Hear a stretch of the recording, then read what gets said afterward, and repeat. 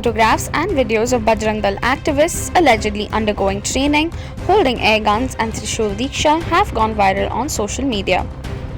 According to sources, the camp took place from May 5th to 11th at Sai Shankar Educational Institute at Punampet in Kodagu district. About 400 activists were said to have taken part in the Bajrang Dal organized event.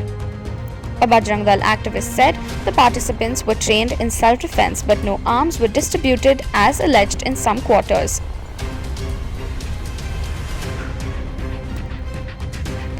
Authorities of the school where the camp was held said the premises was being used for Prashikshana Varga training for several years and were unaware of this training with arms.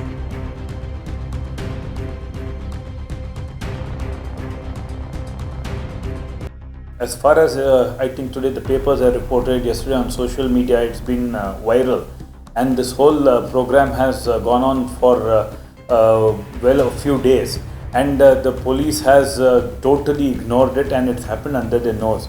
So this has gone to prove that Bajrang Dal has the patronage of the government, and the BJP government has tactfully given approval for this, and they are just let loose Bajrang Dal to create unrest in the country.